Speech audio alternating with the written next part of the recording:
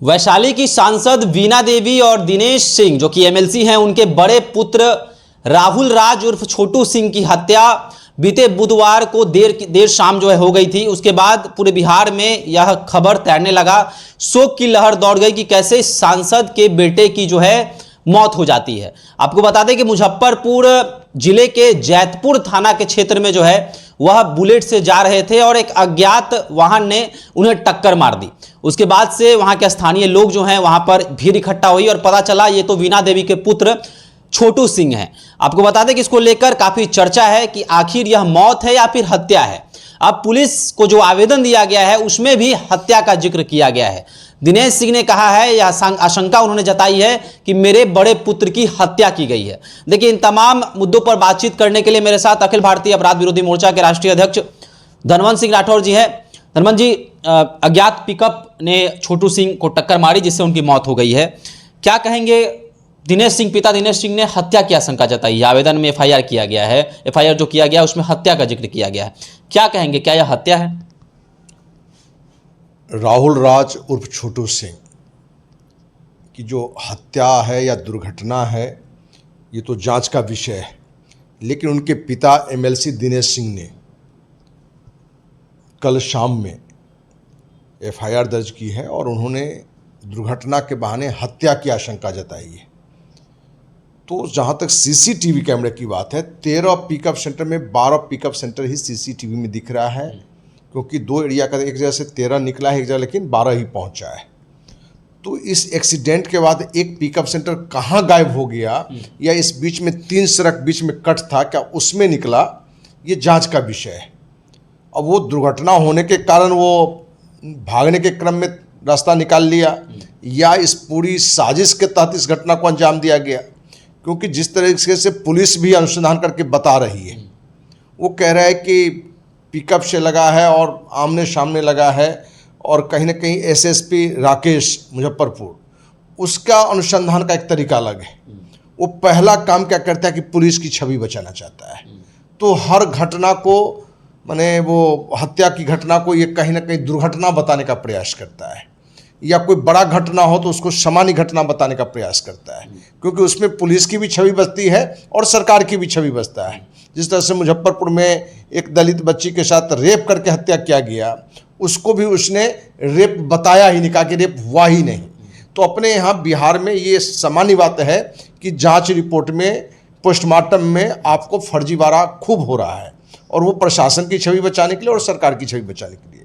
तो यहाँ जो दिनेश सिंह जो एमएलसी हैं, उन्हीं के पुत्र हैं राहुल राज उर्फ छोटू सिंह, तो उन्होंने जो संदेश जारी किया है हत्या का, हो सकता है क्योंकि इस पुलिस की भी जो कहानी है, जो बातें निकल के आ रही है, वो पूरी स्पष्ट नहीं है। वो सिर्फ अपना बचाव दिख रहा है कि इसको एक सामान्य दुर्घटना बना दिया जाए, और उसमें कहीं ना कहीं राहुल राज को ही दोषी बता रहा है कि वो अपने गलत दिशा से गाड़ी से जा रहा था, जबकि न तो वहाँ कोई सीसीटीवी है, न कोई देखा है। तो अपनी वो बात वो रख के अपना एक पल्ला झाड़ रहा है। तो दिनेश सिंह ने जो मुद्दा उठाया है, जो एफआईआर जो किया है जिस मुद्दे को लेकर, वो बिल्कुल जायज़ है। और इस पूरी घटना को जहां पुलिस प्रशासन कर रहा है, और ये हाई प्रोफाइल केस है क्योंकि वीणा देवी सांसद हैं, दिनेश सिंह एमएलसी हैं, उनके पुत्र हैं, और जिस तरह की घटना की बातें आ रही है, तो हमें लगता है कि इस पूरी घटना की न्यायिक जांच होनी चाहिए, और न्यायिक जांच में ही निकल के आ पाएगा, क्योंकि पुलिस प्रशासन अब विश्वसनीय नहीं रह गया है। और ख़ास करके मुजफ्फरपुर पुलिस, क्योंकि एक दो घटना में जो उनकी हम जांच के तरीके देखे तो लगा कि पुलिस अपना छवि और सरकार की छवि बचाने में अनाप शनाप रिपोर्ट बना दे रहा है, अनाप शनाप अपना बयान दे रहा है। तो इस पूरी घटना पर बिल्कुल जांच होनी चाहिए। अच्छा, एक और चीज़ है, वहाँ के जहाँ टक्कर हुई है वहाँ के स्थानीय लोगों का कहना है कि एक एक्सयूवी गाड़ी से टक्कर हुई, कुछ लोगों का ये भी कहना है, और पुलिस प्रशासन का कहना है कि पिकअप ने इनको जो है टक्कर मारी है। तो क्या लग रहा है कि जहां स्थानीय लोग ने इस चीज़ को देखा है, वहीं प्रशासन जो है पिकअप की चर्चा कर रही है और लोग जो है एक्सयूवी गाड़ी की भी चर्चा कर रहे हैं? देखिए, अभी जो जनता देखा है और वो जो जान रहा है उसमें कितनी सच्चाई है, या पुलिस प्रशासन उसमें ये सारे जांच के विषय हैं, क्योंकि इस पर दूर से सिर्फ अनुमान लगा लेना ये सही नहीं होगा। दुर्घटना भी हो सकता है और हत्या की भी जो आशंका है वो भी जायज़ हो सकता है, इसलिए।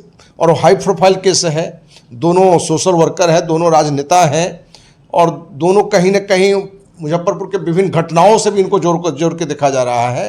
तो इस पूरी घटना के परिप्रेक्ष्य में हमें लगता है कि इस पूरी घटना को जहां न्यायिक जांच हो, क्योंकि पुलिस प्रशासन की जांच से व्यक्तिगत हम संतुष्ट नहीं है।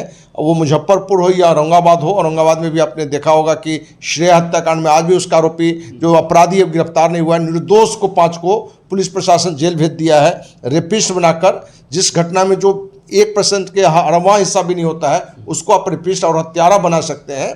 तो पुलिस की जांच और तरीका अभी बिहार में संदेह के घेरे में चल गया है। और सार ये है कि पुलिस प्रशासन अपनी छवि और नीतीश की छवि बचाने में जो न्याय मिलना चाहिए वो लोगों को न्याय नहीं मिल रहा है। तो कितना पेचीदा यह केस है, क्योंकि पुलिस जो है वह टोल प्लाजा का सीसीटीवी फुटेज खंगाल रही है कि कितनी गाड़ियां जो है टोल प्लाजा से गुजरी हैं, तमाम तरह की चीज़ें हैं।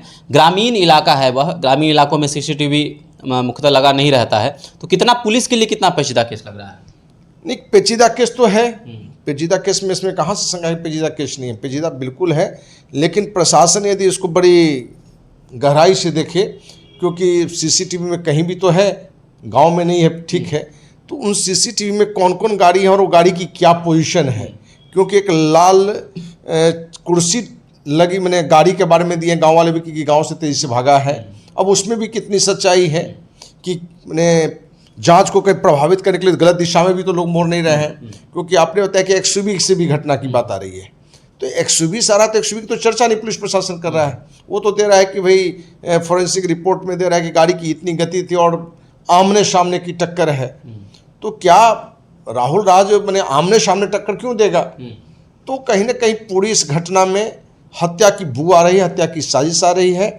और अखिल भारतीय अपराधी मोर्चा इस घटना की न्यायिक जांच की मांग करती है। बिल्कुल, तो कहीं ना कहीं इस घटना में जो है हत्या की बू आ रही है। और स्थानीय लोगों का भी कहना है कि छोटू सिंह की गाड़ी जो है वह साइड में थी और सामने से टक्कर कैसे मार सकता है। लोग, छोटू सिंह जो थे वो अपने साइड में थे और सीधा सामने से जो है टक्कर मारी गई है। और साथ ही साथ जहां यह घटना हुई है उसके आगे एक टोल प्लाजा भी है।